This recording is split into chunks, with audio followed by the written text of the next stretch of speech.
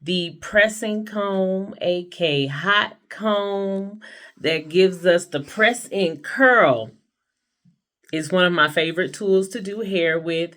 Unfortunately, it is a dying art and it has been replaced with relaxers and STS treatments and blowouts and all of those things.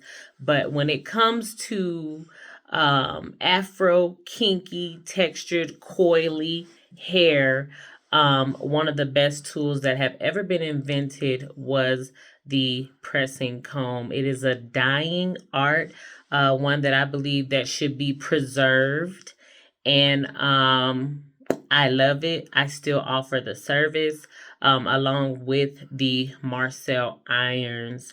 It's a great way if you can master the technique to maintain natural hair while still getting a smoothed out, silky look every once in a while.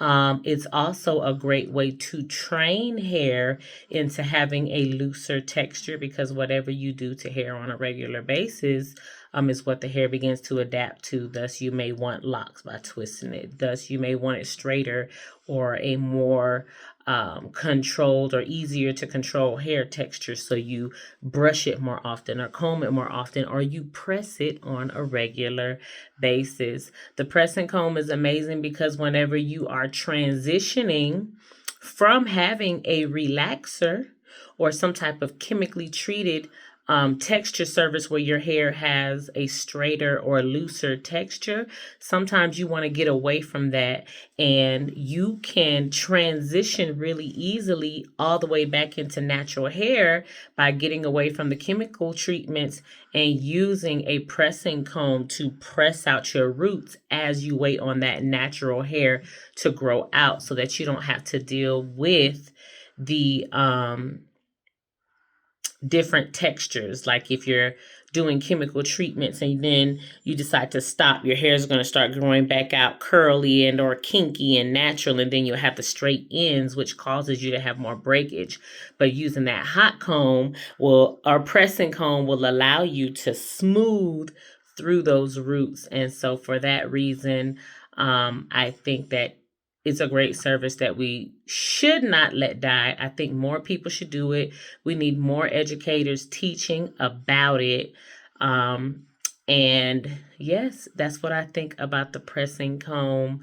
I think that it's an art that does have to be mastered because if you don't know what you're doing, you can singe off somebody's hair.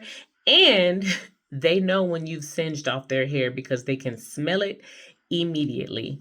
That's one of the bad negative things about the press and comb. But if you learn how to test your heat before you press out somebody's hair, then you don't have to worry about that. The old school ones that go into the direct heat ovens and or on top of the stove are a lot better than these new electrical ones that they're using for things like lace front wigs and stuff like that. However, I do believe that the electrical ones are better for controlled heat because if you do have on a wig and you put a pressing comb to it to smooth something down, the heat gets trapped in the fabric of the wig and your hair and you feel the heat a lot longer. So for that reason, I think the electrical ones are good.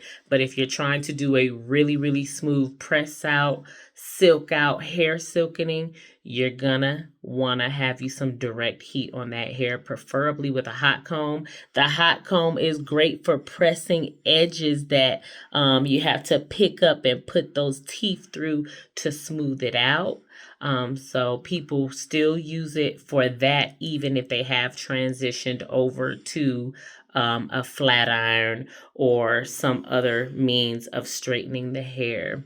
Hot combs are just amazing to me, and they were invented for African highly textured hair. I can't even say African because I've run into people that are, less melanated that have the same texture. And I've also seen melanated people with straight textures. So I like to say highly textured hair.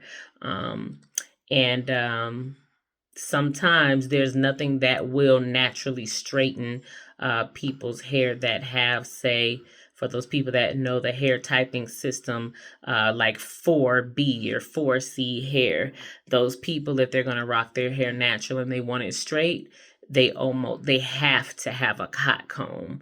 And so, yeah, that's what I think about the hot comb. A little bit of my knowledge about the hot comb. I love it. I think it's a dying art, because you do have to master the technique in order to get the best results from it.